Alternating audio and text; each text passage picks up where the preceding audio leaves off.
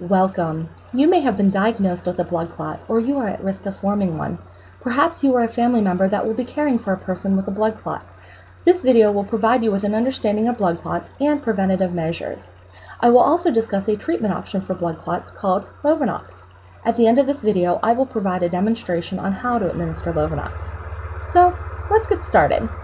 Deep vein thrombosis, or DVT, occurs when a large blood clot forms in a vein in your body, usually the leg. Sometimes part of the clot breaks off and travels through the bloodstream to your lungs. This is called a pulmonary embolism, or a PE, and it can be fatal. Your doctor has prescribed you Lovenox. Lovenox is an injectable medication to prevent or treat blood clots. This medication is an anticoagulant, and sometimes it's referred to as a blood thinner. Some patients may need to take these shots for only a few days until their oral anticoagulant has time to be effective. Your doctor will tell you how long you need to take your shots, and it is very important to follow the instructions for your Lovenox. You should take your shots at the same time every day, and your doctor may also recommend other methods to prevent blood clots. These may include wearing support stockings, doing leg exercises, getting out of bed the day after surgery, and going to physical therapy. Any or all of these may help prevent blood clots. It is important to understand that a DVT or PE is a serious diagnosis. The good news is that a DVT is preventable and treatable with Lovenox therapy. There are risks involved with this treatment, and if you recognize any of the following signs or symptoms that I am going to review with you, please call your doctor or seek emergency care.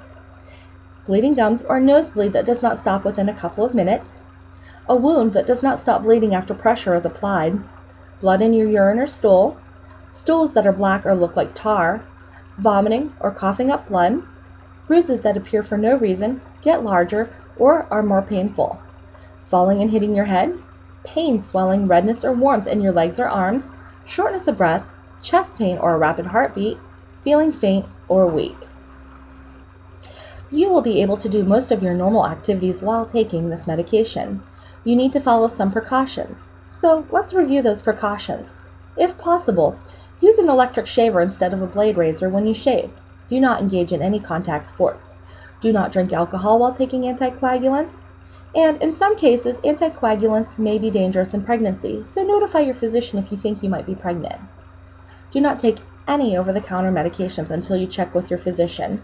This includes over-the-counter cold and pain medicines, herbal products, vitamins, and supplements. Some medicines may keep your anticoagulant from working well. It is especially important not to take aspirin or aspirin-containing products unless your physician tells you that you can. So Beth, it's great that you brought a family member with you today for support. They can also help you in case you have any questions. So we're going to get started. Before we do, we want to make sure that we have a few items. We want to make sure that we have a clean and comfortable work area. We also want to make sure that we have our pre-filled syringes, alcohol wipes, and a sharps container to use whenever we're done with our injection. So for demonstration purposes today, we're going to use an orange. This orange is very closely related to our texture of our own skin, as well as the depth of the needle. So I also have this nice little take-home box for you, and it includes a step-by-step guide that we're going to follow for self-administration of your Lovenox.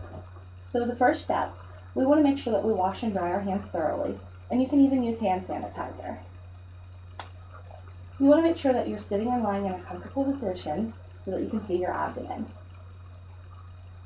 So looking at my small diagram here, you want to choose an area on your abdomen that is at least 2 inches away from your belly button. And you want to make sure that you're going to rotate your sides every day. So we'll go ahead and use our oranges. We're going to clean our area on our orange, just as we would on our abdomen. And as that's drying, we'll go ahead and get our pre-filled syringes ready. So you'll notice in your pre-filled syringe that there is a little air bubble. That air bubble you don't want to expel. It's very important that whenever you insert the medication, that air bubble goes in as well so that you get the entire medication. So we're going to first remove our cap.